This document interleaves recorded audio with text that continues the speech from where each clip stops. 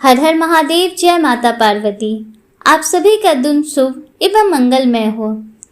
इस वीडियो में मैं आज आपको मां मंगला गौरी व्रत की कथा का श्रवण कराने जा रही हूँ। साथ ही पूजा विधि की भी संक्षिप्त में आपको जानकारी दूंगी। दोस्तों, सावन का महीना भगवान शिव को समर्पित है और सावन का मंगलवार माता पार्वती को।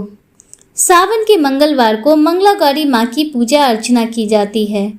मान्यताओं के अनुसार इस दिन व्रत रखने से मनोकामना शीघ्र ही पूरी होती है।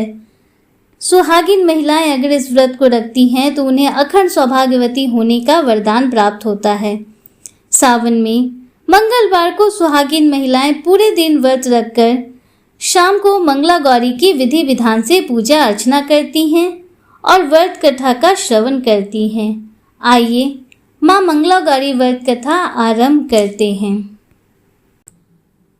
पौराणिक कथा के अनुसार एक समय की बात है। एक शहर में धर्मपाल नाम का एक व्यापारी रहता था।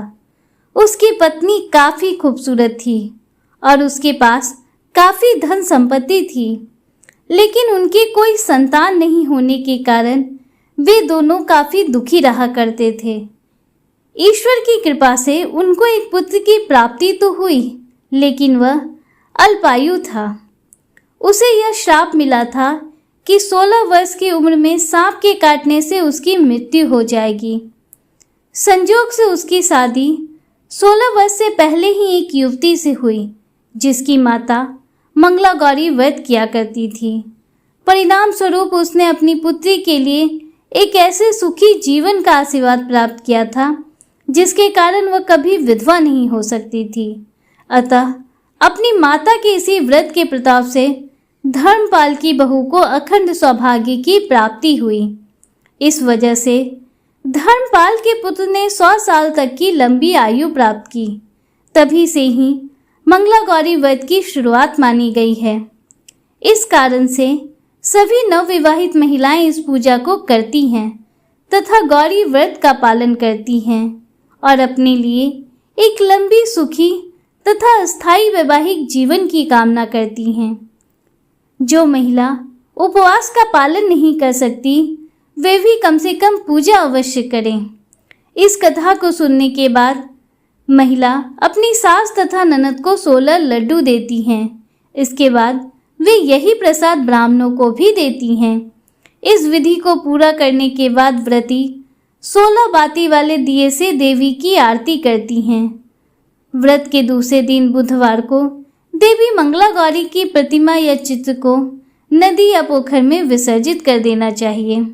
अंत में मां गौरी के सामने हाथ जोड़कर अपने समस्त अपराधों के लिए एवं पूजा में हुई भूल चूक के लिए क्षमा मांगनी चाहिए। इस व्रत को और पूजा को परिवार की खुशी के लिए लगातार 5 वर्षों तक किया जाता है। अतः शास्त्रों के अनुसार यह मंगला गौरी व्रत नियमों के अनुसार करने से प्रत्येक मनुष्य के वैवाहिक सुख में बढ़ोतरी होकर पुत्र पौत्र आदि भी अपना जीवन सुखपूर्वक गुजारते हैं। ऐसी इस व्रत की महिमा है। आइए मां मंगला गौरी व्रत की पूजा विधि की जानकारी देती हूँ। श्रावण मास के मंगलवार के दिन ब्रह्म मुहूर्त में जल्दी उठें।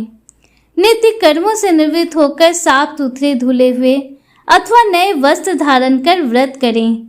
मां मंगला गौरी का एक चित्र अथवा प्रतिमा लें।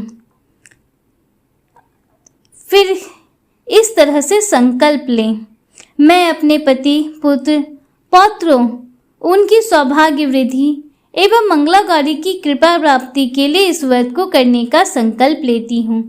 तत्पश्चात मंगला गौरी के चित्र या प्रतिमा को एक चौकी पर लाल वस्त्र बिछाकर स्थापित करें। प्रतिमा के सामने एक घी का दीपक, अगर आटे से बनाया हुआ हो तो अति उत्तम है, या फिर मिट्टी का ही दीपक ऐसा हो जिसमें 16 बत्तियां लगाई जा सके। माता के पूजन के पश्चात उनको सभी वस्तुएं अर्पित करें। सभी वस्तुएं 16 की संख्या में होनी चाहिए। 16 मालाएं, लौंग, सुपारी, इलायची, फल, पान, लड्डू, सुहाग की सामग्री, 16 चूड़ियाँ तथा मिठाई अर्पण करें।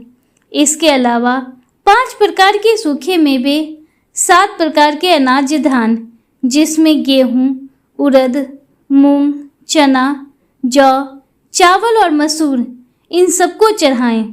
पूजन के बाद माँ मंगला गौरी की व्रत कथा को पढ़ें या फिर श्रवण करें।